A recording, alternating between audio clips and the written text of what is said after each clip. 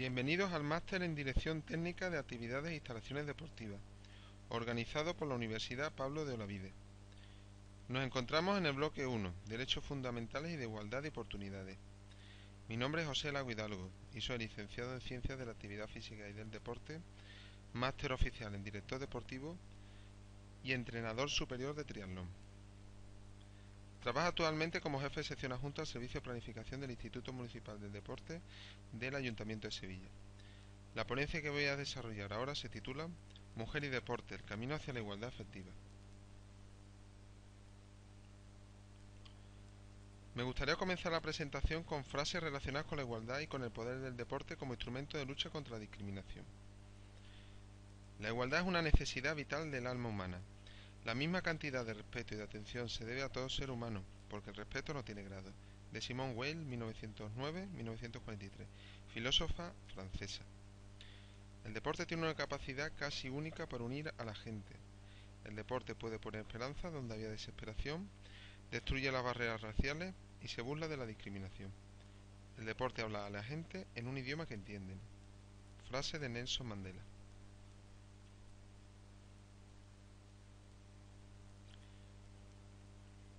A lo largo de la historia ha existido discriminación entre los seres humanos, por razón de nacimiento, raza, sexo, religión, opinión o cualquier otra condición o circunstancia personal o social. El término discriminación se utiliza para referirse a la violación de la igualdad de derechos que tienen las personas. Muchas personas a lo largo de la historia han luchado por la igualdad. Un ejemplo de ella es Hasiba Luzmerka, deportista, nacida en el año 1968 en Argelia, que fue campeona olímpica de 1500 metros en atletismo en los Juegos de la 25ª Olimpiada de Barcelona 1992. También fue campeona del mundo en Tokio 1921 y Göteborg 1995. En este mismo año fue galardonada con el Premio Príncipe de Asturias de los Deportes. Mujer comprometida en la lucha contra la intolerancia en los sectores fundamentalistas de su país. En la actualidad trabaja para promover el deporte entre las mujeres de su país. Os presento el sumario de esta ponencia que estamos desarrollando. Primera parte, una introducción. Luego vamos a hablar del marco normativo, haremos un diagnóstico, vamos a hablar de diferentes programas específicos en pos de la lucha a favor de la igualdad y por último hablaremos de una conclusión.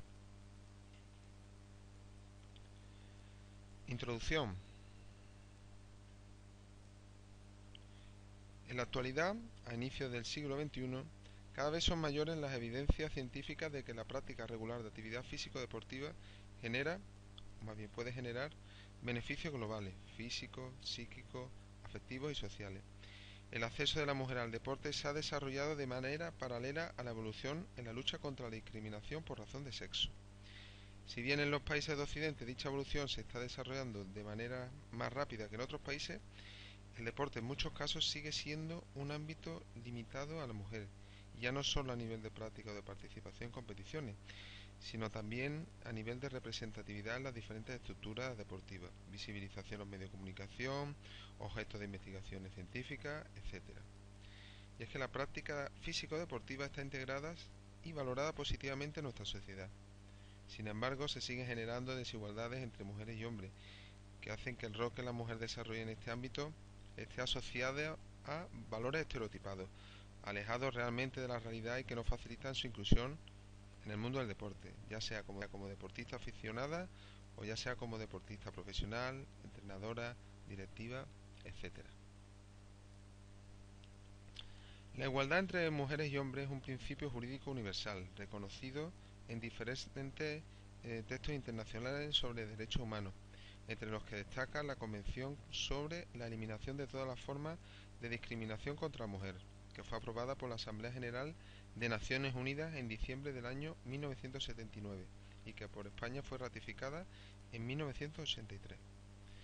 La igualdad es asimismo un principio también fundamental en la Unión Europea, ya que desde la entrada en vigor del Tratado de Ámsterdam, que fue en el 1 de mayo de 1999, la igualdad entre mujeres y hombres y la eliminación de las desigualdades entre unos y otros son un objetivo que debe integrarse en todas las políticas y acciones de la Unión Europea y de sus miembros.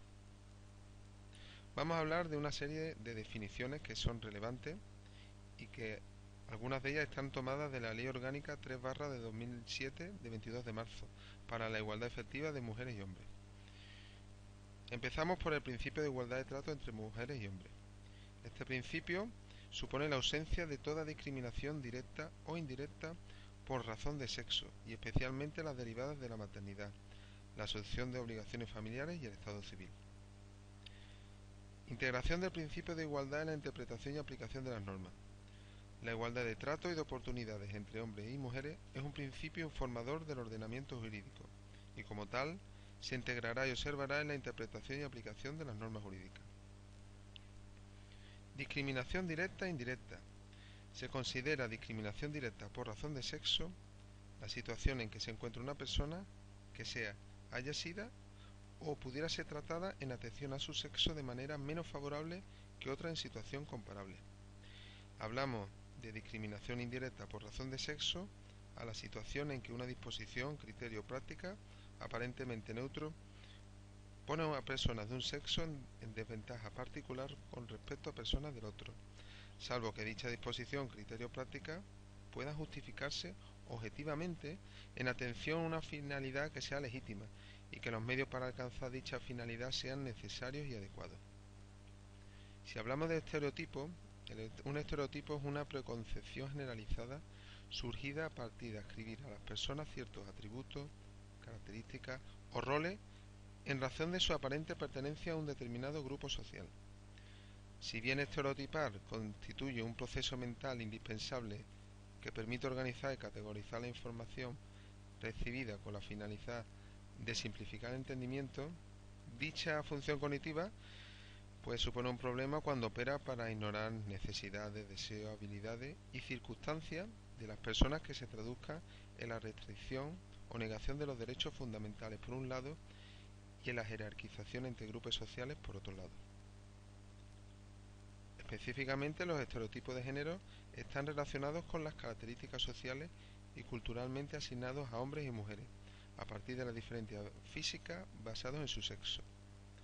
Si bien los estereotipos afectan tanto a hombres como a mujeres, tienen un mayor efecto negativo en la segunda, ya que históricamente la sociedad les ha asignado roles secundarios, socialmente menos valorados y jerárquicamente inferiores.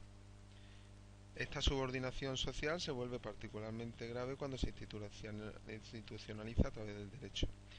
Ello sucede cuando leyes, políticas públicas y prácticas gubernamentales incorporan, refuerzan e incluso perpetúan un estereotipo de género, dándole fuerza y autoridad.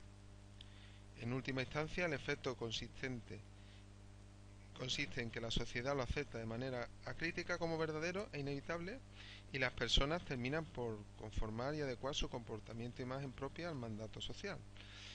Un ejemplo de lo que estamos comentando sería: muchas de las mujeres que practican deportes rudos son lesbianas. Sexo, género. El sexo vendría determinado por aquellas características físicas, genéticas, biológicas, con las que nacen los seres humanos, en tanto que machos y hembras de la especie humana. Estas características serían diferenciales, universales y naturales. El género hace mención a la construcción social que las distintas culturas elaboran sobre la base de la pertenencia sexual, construcción que asigna rasgos de identidad, capacidades, actitudes y roles distintos a las personas, configurando de esta forma dos géneros dentro de la especie humana, el masculino y el femenino. El proceso de socialización, que es el aprendizaje de patrones culturales y sociales que permiten integrarse en un grupo social, es diferente según el sexo, asignando modelos, ya sean culturales y sociales, diferentes para las mujeres y para los hombres, en función de lo que tradicionalmente se ha establecido para unos y otros, y obedeciendo, en definitiva, modelos impuestos. Equidad es la virtud que nos hace dar a cada cual lo que le pertenece. Respuesta consciente también se define como respuesta consciente que se da a una necesidad o situación de acuerdo a las características o circunstancias propias o específicas de la persona a quien va dirigida la acción sin discriminación alguna. ¿Cuál es la diferencia entre igualdad y equidad? Pues la igualdad es dar las mismas condiciones, trato y oportunidades a mujeres y hombres, y la equidad es dar las mismas condiciones, trato y oportunidades a hombres y mujeres, pero ajustado a las especiales características o situaciones de sexo, género, clase, etnia, edad, religión de los diferentes grupos, de tal manera que se pueda garantizar el acceso. Si nos centramos en la igualdad efectiva, debemos decir que es un principio jurídico universal, la igualdad entre mujeres y hombres, y el reconocimiento del principio de igualdad formal no se ha materializado aún en igualdad real o efectiva.